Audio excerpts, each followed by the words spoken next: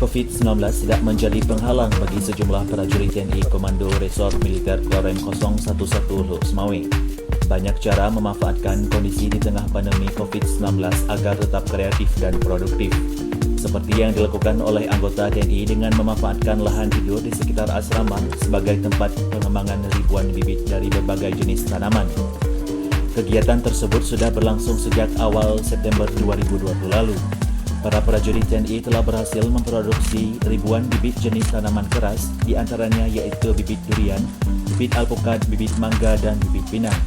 Salah satu prajurit TNI Korem 011 Lok Semawe Kopral 2 Tommy mengatakan, pengembangan bibit yang dilakukan oleh prajurit TNI sebagai bentuk menyalurkan bakat yang dimiliki. Kegiatan pembibitan juga mendapat dukungan dari Danaren 011 Lilawangsa, Kolonel Infanteri Sulmi Rating Baskoro.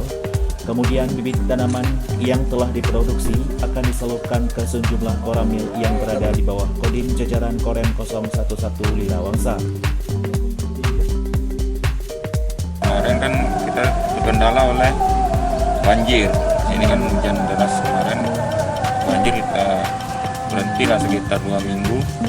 Kemudian setelah banjir kita mulai mengisi polybag dan mulai mengisi benih itu pokat, kemudian ada durian, mangga, ada pinang, ada cempedak.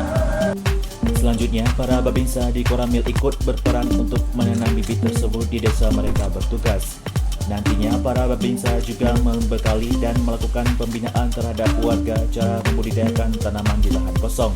Dari Lok Semawe, tim liputan melaporkan.